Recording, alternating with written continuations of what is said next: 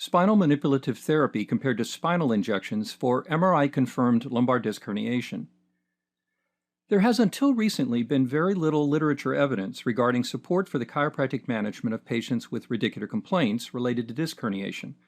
When research studies are conducted, it's important to know what the patient's characteristics are and certainly what type of chiropractic therapy is utilized, given not all is manipulation. So to know what a study is studying, there are questions regarding patients with radiating complaints that must be clarified before drawing any conclusions. First, is the radiation referred or sclerotogenous, or is it truly radicular? If radicular, is the disc-related radicular cause confirmed through exam findings or special imaging? Is the patient acute, subacute, or chronic? And certainly of interest is a comparison to natural history. Finally, what treatment method is being studied? Let's review the evidence and start with a non-manipulative approach using exercise with a focus on directional movement exercise, often called McKenzie exercises. The title of the publication is The Efficacy of Systematic Active Conservative Treatment for Patients with Severe Sciatica, a single-blind, randomized, clinical controlled trial by Hain et al., published in Spine in 2012. Most patients in this study would be considered by many medical physicians as surgical candidates.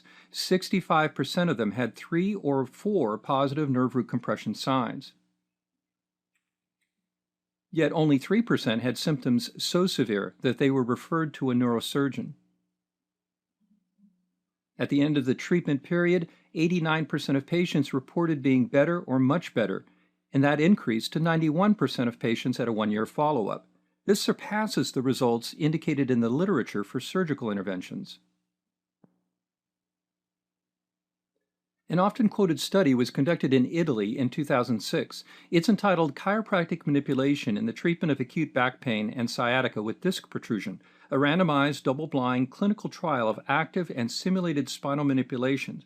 This is by Santilli et al., published in the Spine Journal.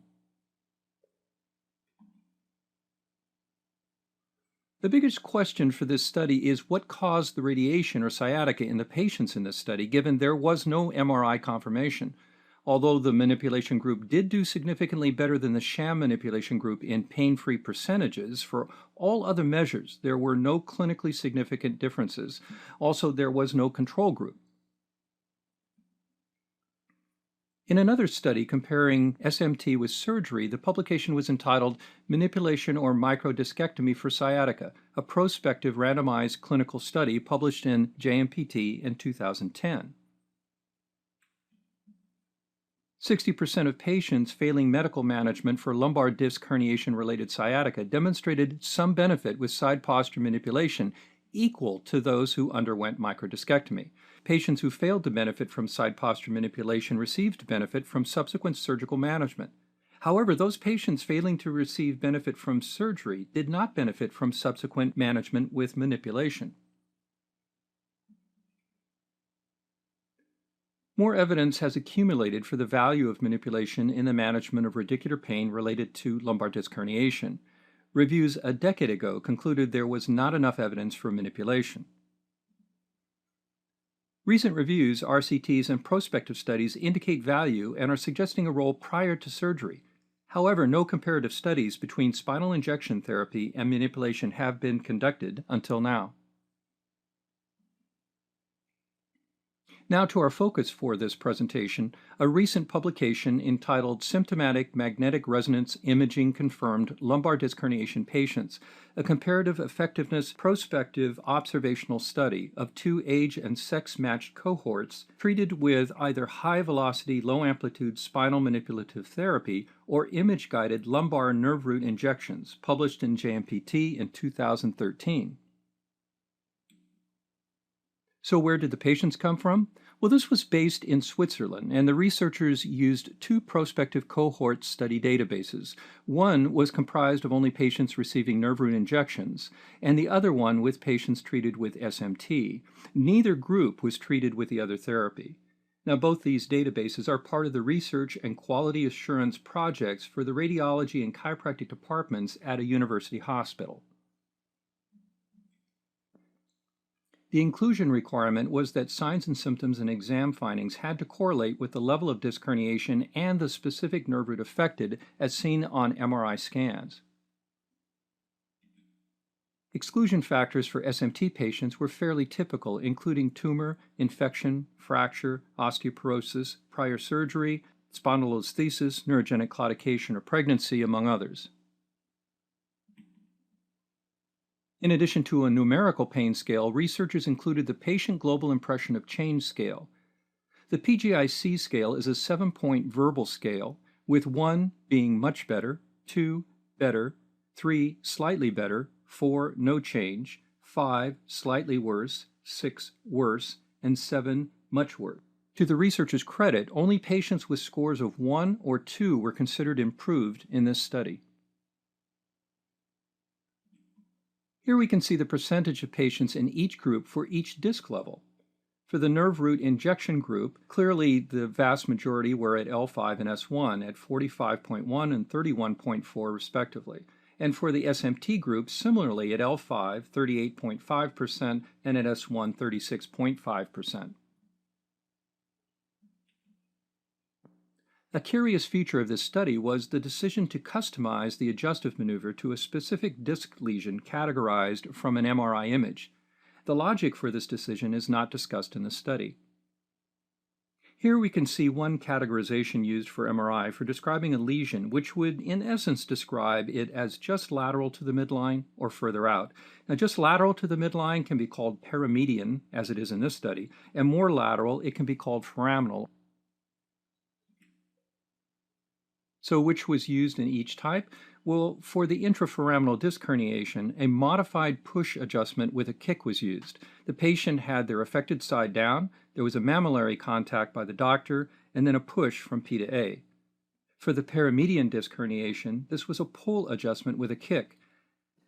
The patient's non-affected side was down. The doctor took a spinous process contact and then did a pull move with a kick. The results can be discussed based on which treatment approach and which outcome measure. For the SMT patients, 76.5% reported being much better or better, and for the nerve root injection patients, 62.7% reported being better or much better.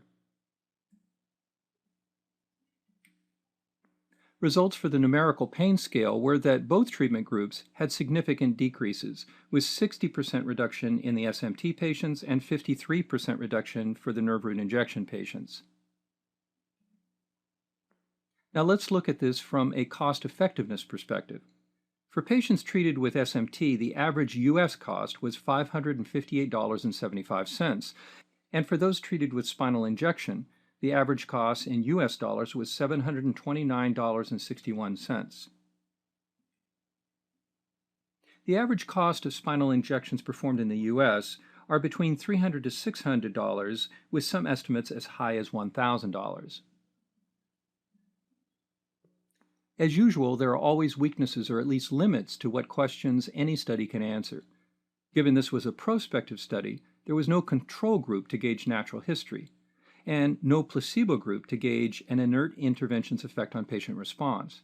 And because it was a prospective study, doctors may have had a bias for patients being selected for either therapy. It's difficult to know if groups were equal, given, other than age and gender, other demographics were not matched. Some strengths? Well, this study is a good starting point for demonstrating cost effectiveness with clinical effectiveness for SMT for radicular-based complaints.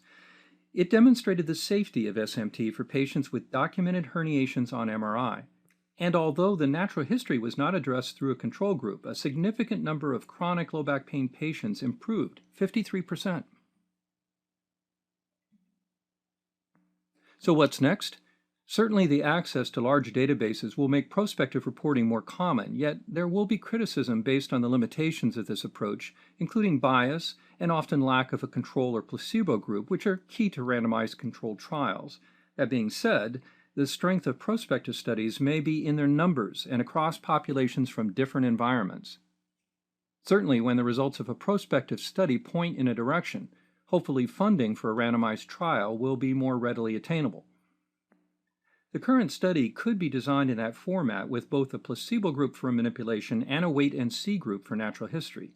The question, though, is will patients with radicular complaints agree to a potential assignment to a wait-and-see group? Not likely. Just as unlikely would be agreement to participate in a comparison to surgery study with a sham surgery design.